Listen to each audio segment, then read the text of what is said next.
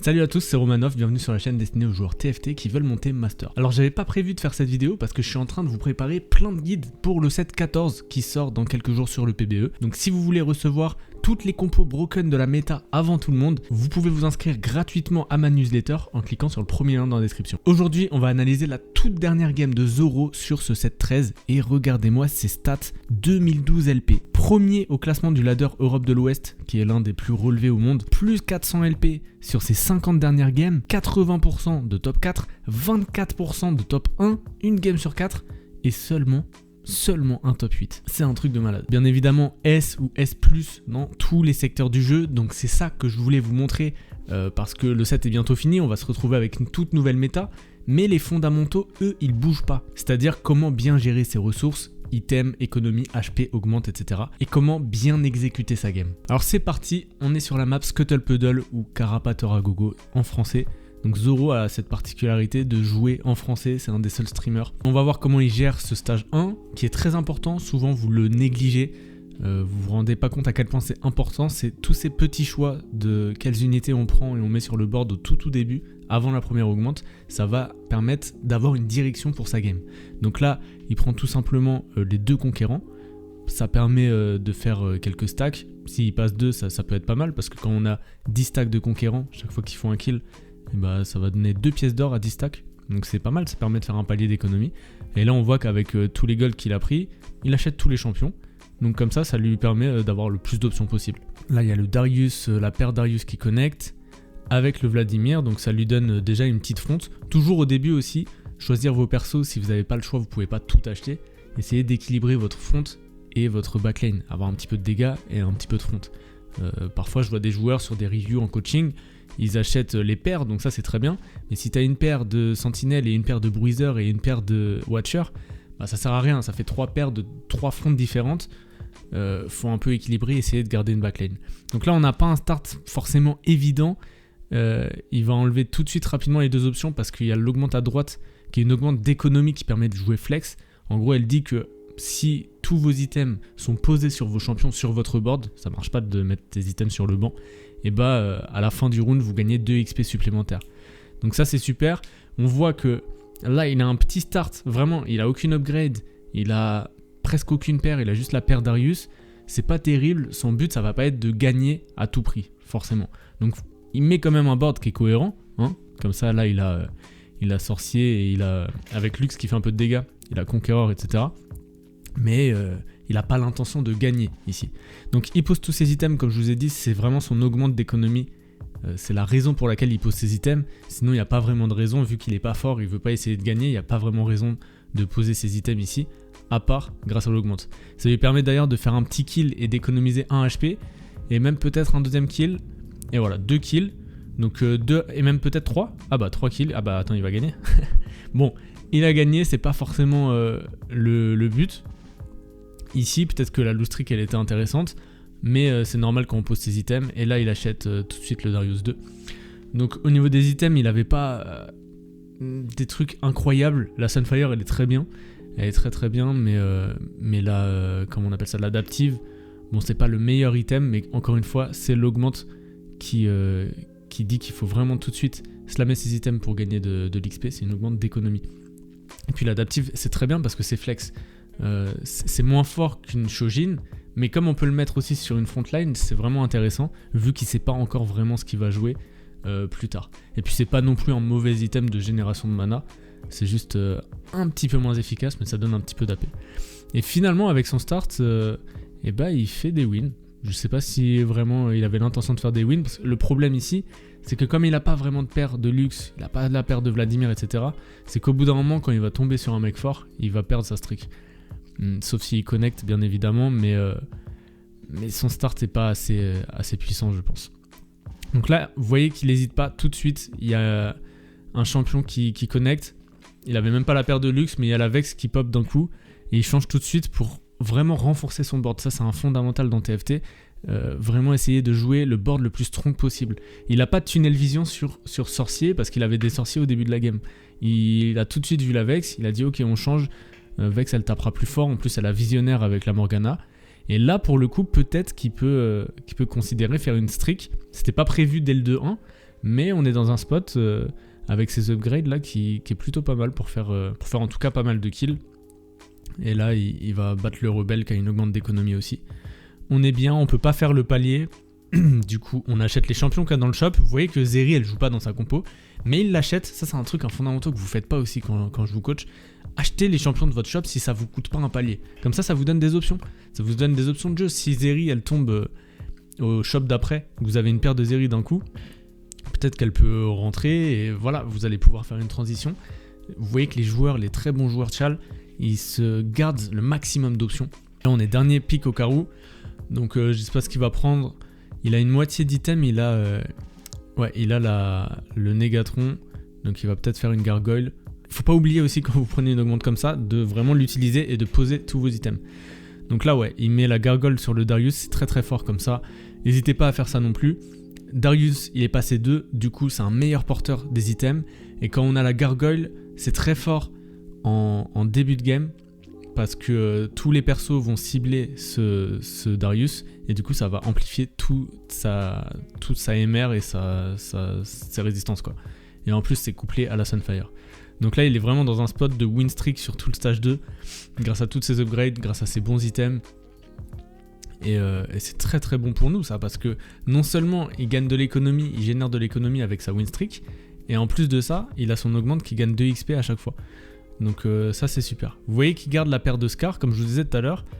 Une paire qui ne coûte pas, voilà, ça lui coûte rien. Et ça permet de se renforcer et d'avoir 4 veilleurs ici.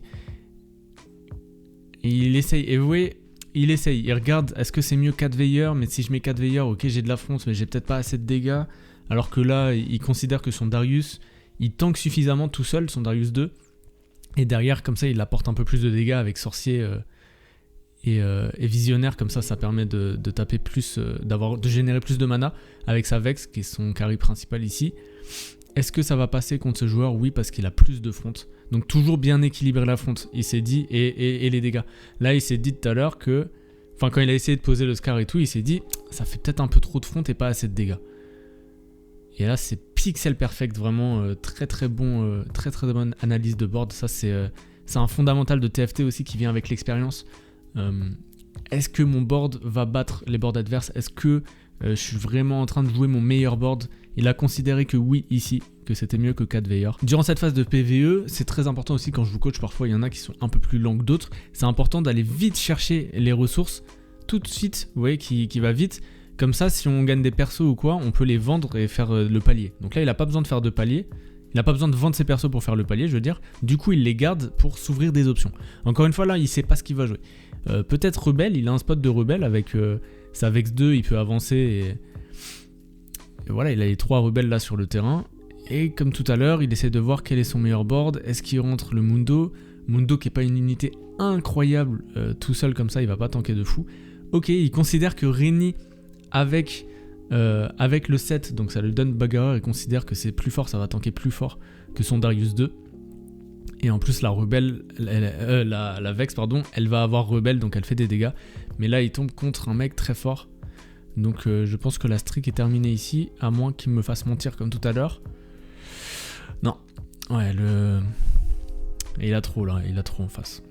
Donc j'ai pas précisé, mais il a push niveau 6, il est resté au niveau au-dessus de 50 gold, et vous voyez qu'il garde bien son Corki et son Mundo parce qu'il sait pas encore ce qu'il va jouer. Donc là il sait pas ce qu'il va jouer, il veut pas se commit. La Reni c'est pas assez fort dans la méta. Le visionnaire il est pas dans un spot de visionary. Et là c'est un peu trop tard pour prendre nuit étoilée. La forge, vu qu'il a pas vraiment besoin d'une forge ici, c'est dans des compos trop spécifiques qu'on veut une forge. Et il va prendre clonage, je pense. Clonage qui permet, quand vous mettez un perso sur la case, il a quand même hésité, hein. Il a quand même hésité avec la forge. Et ça permet de cloner le perso qui est dans la case ici, vous voyez. De le cloner, et souvent on met un tank. Comme ça, on a plus de tank tout simplement. En plus, comme c'est un bruiser 7, et bah même son petit clone, il va avoir plus d'HP. Et là, il tombe contre un Aimer. Oh, putain, Aimer au 6. 2 Aimer au 6 avec Visionary, bah, il a bien touché en face. Et encore une fois, il ne sait pas trop ce qu'il va jouer. Il est dans un spot rebelle, hein, clairement. Mais il garde quand même le Corki et le Mundo au cas où. Parce que ça, c'est un truc aussi que vous faites beaucoup. en coaching, vous gardez pas vos options de jeu. Et voilà, là il a une paire de Mundo, donc il la considère, même si bon, il prend un peu les expérimentes. La transi, elle est un peu galère, mais là il scout et il voit qu'il y a beaucoup de gens qui jouent rebelle. Et vu qu'il est dans un spot de rebelle et qu'il y a 3 personnes sur rebelle, c'est un peu relou. C'est pour ça qu'il essaye de pivot, vu qu'il n'est pas commit avec ses augmentes. Commit, ça veut dire que t'as pas le choix de jouer autre chose que rebelle. Et là, ses augmentes, elles lui permettent de jouer flex, donc c'est pour ça qu'il se garde des options. Et ne vendez pas, ne tunez. Quand vous avez un plan de jeu, essayez de pas trop tunnel vision et ne vendez pas tous vos champions tant que vous pouvez rester au-dessus de 50 gold. Là, il est au-dessus de 50 gold. Il n'a pas besoin d'acheter de l'XP forcément parce qu'il va passer niveau 8 plus tard. Du coup, il garde ses paires de Mundo, etc. Ça, c'est vraiment important. C'est un fondamental dans TFT. C'est pas, c'est un peu indépendamment de la méta. C'est intéressant de se garder plusieurs plans de jeu. Donc là, voilà, c'est ce qu'il fait parce qu'il voit qu'il est trop contesté sur Rebelle et il essaie de considérer une Mundo. Vu qu'il a un item d'AP, avec le Mundo, c'est soit Expérimente, soit Silco. Et comme il n'a pas vraiment d'item pour ce Twitch, il n'a même aucun item pour Twitch, vu qu'il a Adaptif, c'est un item front. Il n'a pas Dark, il n'a rien pour Twitch. Donc ça s'apparente plus à du Mundo. En plus, là, il y a la Elise qui vient. C'est pour ça aussi qu'il garde c'est Vladimir à droite. Il garde aussi l'option sorcier, mais il y a tout le monde qui est sur sorcier. Vu qu'il y a des gens qui sont sur rebelle, et bah ça veut dire que la Zoé elle va être beaucoup contestée. Et la Zoé elle joue dans la comp sorcier. Donc voilà, c'est pour ça que c'est important de se garder ses options de jeu. Là, s'il avait commit sur un plan de jeu, bah en fait ça veut dire que tu gambles ta game parce que c'est du 50-50. Est-ce que tu vas trouver tes champions avant tout le monde? C'est un peu chiant. Surtout que les autres peuvent pas pivot. Là vous voyez qu'en face il a la spat rebelle. Donc lui pour le coup il est vraiment commit en rebelle avec tous les items Zoé qui sont sur la Vex. D'ailleurs il a déjà touché une Zoé. Et il perd ce round. Donc là c'est pas grave, il a gagné tout son stage 2, ça lui a généré beaucoup d'économies en plus. On est sur Scuttle Puddle et il a une augmente d'économie. Et le stage 3, c'est pas grave de le perdre, il va se renforcer d'un coup au niveau 8. Donc plutôt en 4-1 je pense, vu qu'on est sur une map qui génère beaucoup d'économies, il pourra faire un 4-1. Ça c'est vraiment de l'anticipation, c'est des fondamentaux aussi, comment gérer ses golds. On a l'habitude à force de pouvoir évaluer, est-ce que je push plutôt en 4-1 ou en 4-2 ? Le standard c'est 4-2, quand on est sur une map où il n'y a pas trop d'économie, on fait un 4-2, comme ça on peut push et avoir suffisamment de gold pour trouver ses champions. Parce que si vous pushez trop tôt en 4-1 avec trop peu de gold, si vous pushez et qu'il vous reste 20 gold et que vous devez trouver vos champions 4 cost au niveau 8, vous n'allez pas avoir assez d'argent, vous n'allez pas pouvoir remonter votre économie et votre board sera faible. Là l'idée c'est quand même d'avoir suffisamment de gold pour trouver tous ses persos, pour stabiliser son board. Le stage 4 il est très important parce qu'on perd beaucoup d'HP. Lors d'une défaite au stage 4, on perd 9 HP minimum. Parce que c'est stage 4, je vous rappelle le calcul. Stage 4 x 2, donc 8 HP, plus le nombre de persos qui restent sur le board adverse. Il reste forcément au moins un perso. Donc ça fait minimum 9 HP que vous perdez. Et si vous prenez une grosse baffe, bah vous pouvez perdre 15 HP dès le stage 4. Donc si vous perdez tout le stage 4, une moyenne de 12 HP, ça vous fait moins 60 HP, ça fait mal.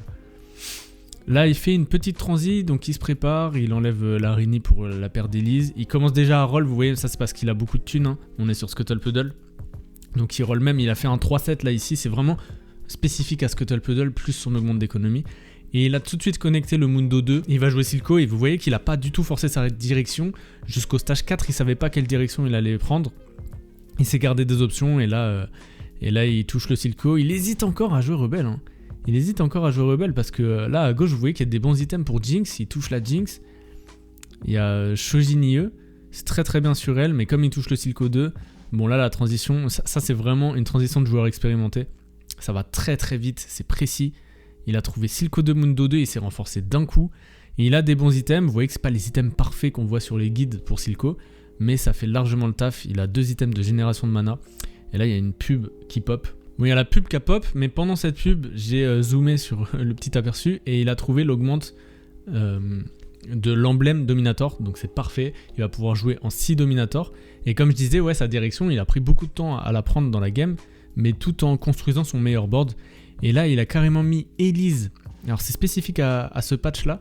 Il a mis Elise en backline avec la spat Dominator, parce qu'elle fait beaucoup de dégâts. Et en plus, il a Transformateur là, Form Swapper avec le Swain qui est devant.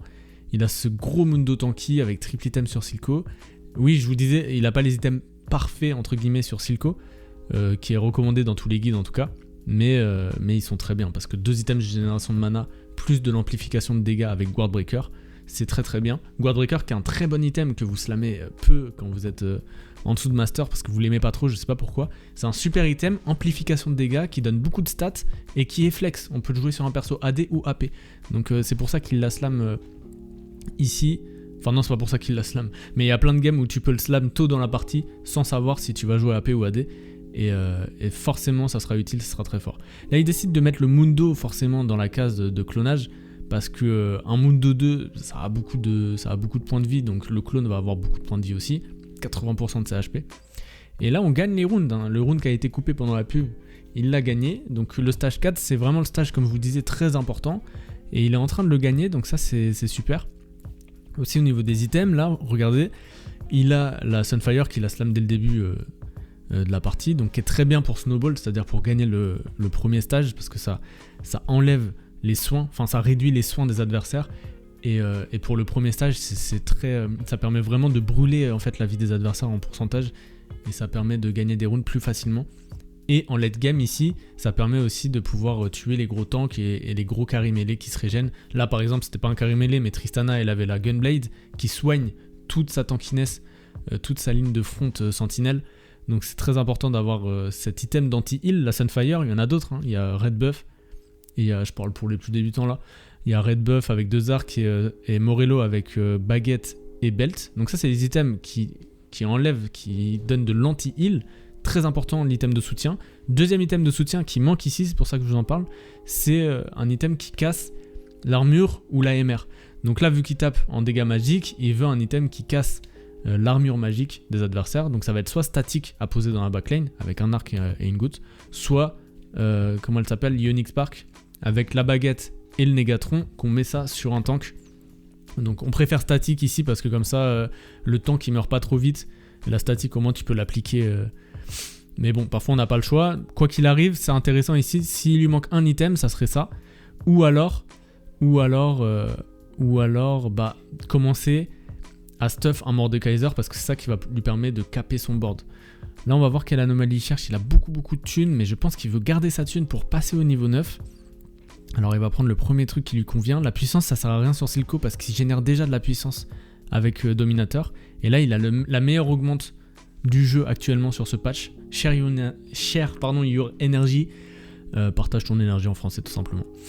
En fait, il l'a mis sur Mundo parce que Mundo il est 2, il a beaucoup d'armure, il a beaucoup de stats en fait, il a beaucoup d'HP, et tous les persos qui commencent le combat autour de lui, il va partager 15% de toutes ses stats. Donc c'est hyper fort, et là c'est bien pour son placement en plus, comme ça il le met dans la case, il met tout le monde autour, et c'est parfait. Là il a la meilleure anomalie du jeu, il va pouvoir, en plus il a pas trop roll. Donc là regardez, au niveau de la gestion des gold, on a 70 gold, on a toujours cette augmente qui nous donne 2 d'XP à chaque fois, à chaque round quand on a posé tous nos items, et il a 56 HP. Donc quand on connaît le calcul des HP que je vous ai expliqué tout à l'heure, on peut se dire que il peut, là son board il est stabilisé, il peut aller au niveau 9. Parce que même s'il perd 1 ou 2 rounds, il a largement les HP, il n'est pas à 10 HP quoi, il n'est pas à une vie. Donc il peut se permettre de perdre des rounds et d'aller au niveau 9, et même il est en train de gagner ses rounds. Donc là la seule question c'est quand est-ce qu'on va au niveau 9 ? Parce que c'est comme pour le niveau 8, on veut aller niveau 9, mais on veut pouvoir avoir des golds pour roll. Là on veut chercher Mordekaiser qui va remplacer Ziggs et qui est beaucoup plus fort. Si on trouve Mordé 2, c'est notre condition de victoire. Et on va pouvoir aussi chercher, il y a la Elise 2 à roll aussi. On va pouvoir poser le Garen, on peut aller chercher aussi une Leblanc. Le blanc qui va apporter la rose noire. Et en plus qui donne sorcier, enfin voilà, on veut des légendaires quoi pour caper notre board. Pourquoi pas un Jace aussi. On a la petite Cassio 2. Il va acheter le Mundo. Il achète de l'XP. Il hésite à push maintenant. Non, il va push maintenant, je pense. Ouais. Il push. Il achète les Mundo. On sait jamais. On a déjà 5 Mundo. Peut-être qu'on va avoir Mundo 3. Et il garde toutes ses perles. La Zoé, il la garde. Ouh là là, putain. On est très proche de Mundo 3. 2 off. Il garde la Zoé parce qu'il a vu que tout le monde l'a joué en rebelle. Et même en sorcier. Du coup, il préfère la garder. Ici, comme je vous disais, on fait l'item très important pour casser l'armure magique. Donc voilà, là on n'avait pas de choix, on fait une Ionic. Ça aurait été mieux d'avoir statique, comme ça fait triple item sur comment elle s'appelle, Elise. Mais bon, parfois il n'y a pas le choix. Et là, il va se faire scam. Non, il gagne. il gagne contre le rebelle, qui a pas, et vous voyez l'importance de deny. Deny, c'est acheter un champion comme ça, ils peuvent pas l'obtenir, vos adversaires. Là, il deny sa Zoé, ce qui permet de gagner le round. Et là, on est one-off de Mundo. Donc, il remplace comme prévu le Swain par là le blanc. Ça fait 4 roses noires. Et là, le blanc donne le sorcier comme Swain. Ça enlève juste le transformateur form swapper de Elise, mais c'est pas très grave parce que c'est pas là. C'est un carry secondaire. Là, on touche le blanc 2. On est en train de roll down. On a aussi un deuxième Silco 2. On est proche de Silco 3 aussi. Et là, il met le stuff, bien évidemment, sur le blanc. Comme ça, on a plus de tankiness avec la Elise. Et on a plus de dégâts avec là le blanc, forcément. Et là en face on voit qu'il y a Silco 2. Il y a Silco 2, du coup s'il meurt pas, en fait il pourra pas toucher Silco 3. Il y a 10 champions 4 cost dans le pool par champion. Je m'explique mal. Par exemple Silco, il existe en 10 exemplaires dans la game. Et s'il y a un mec en face qui a 3 Silco, et bah tu peux pas faire Silco 3 parce qu'il te faut 9 Silco pour faire Silco 3. Et 9 plus 3 en face, bah ça fait 12. Et il n'y a pas 12 Silco dans le pool. Par contre là il trouve Mundo 3. Parce que personne joue Mundo forcément. Et Mundo 3, share your energy, donc il va partager toutes ses stats avec tout le monde. En plus dans la case de clonage, là je peux vous dire que c'est broken. Et là je peux peut-être vous spoiler. Mais il va gagner la game. C'est assez évident, il va pas y avoir de dinguerie en face. Toujours vérifier. Alors je vous laisse un petit peu la game, je vais commenter un petit peu quand même, mais quand vous avez ce genre de truc, ne vous dites pas « Ah c'est bon, la game elle est finie, magnifique ». Toujours vérifier que les autres n'ont pas de dinguerie aussi, parce qu'on est sur une map où il y a beaucoup d'économies. On a trouvé Mundo 3, c'est bien, c'est fort, mais peut-être qu'il y a des dingueries en face. Peut-être qu'il y a un mec qui est en train justement de faire Zoé 3 ou je sais pas quel perso 3. Et parfois, quand il y a un perso 3 contre un autre perso 3, il y en a un qui est beaucoup moins fort que l'autre. Donc attention, soyez vraiment. Il y a un mec qui lui dit d'ailleurs dans le chat regarde s'il n'y a pas des dingueries, parce que bon, on peut se dire c'est gagner et se reposer, mais faut faire gaffe. Peut-être même une légendaire 3. Ça serait pénible de faire top 2 avec un Mundo 3 aussitôt dans la game. Et là voilà, vous voyez que cette game elle est hyper intéressante parce qu'il a pris une augmente d'économie, il a essayé de construire son meilleur board pour win streak, mais il n'avait pas de direction claire. Ses items étaient assez flex, du coup il pouvait se permettre de partir dans Rebelle ou Sorcier ou même Silco. Et ce qui lui a fait prendre sa direction, c'est de scout, vraiment de regarder les boards des adversaires pour voir qu'est-ce qui était contesté comme compo. Vous avez tendance, quand je dis vous, c'est les gens que je coach qui sont en dessous de master, vous prenez une direction en 2-1 parce que vous aimez bien la compo, et vous tunez le vision dessus, vous dites ok je joue ça. Et après à la fin de la game vous dites ah mais putain j'ai low roll, j'ai pas touché mes champions, mais c'est parce que vous étiez déjà de base commit sur un plan de jeu. Alors que les joueurs plus expérimentés, je dis pas que c'est facile, c'est même difficile comme gameplay, mais c'est comme ça qu'on veut tendre à jouer pour progresser, ne pas forcément avoir des œillères sur une seule composition, mais essayer d'avancer comme ça petit à petit et de trouver votre direction un petit peu plus tard. Et là ça s'est très bien passé. Je vais pas commenter la fin de la game parce qu'on a dit le plus important. Là il a touché son Mundo 3 donc il va gagner. C'est difficile de caper le board plus que ça. Qu'est-ce qu'il peut faire de plus? Comme je vous disais, un Mordekaiser, pourquoi pas. Mais là il y a déjà le blanc 2 Mundo 3 avec la meilleure anomalie du jeu. Il est très très bien. J'espère que cette vidéo vous a plu. N'oubliez pas de vous abonner et de mettre un petit like, un commentaire pour le référencement. Ça fait toujours plaisir, ça permet de faire grossir la chaîne. Et n'oubliez pas de vous inscrire à ma newsletter si vous voulez recevoir toutes les compos broken de la méta du 7-14 avant tout le monde. C'est gratuit, cliquez sur le premier lien dans la description.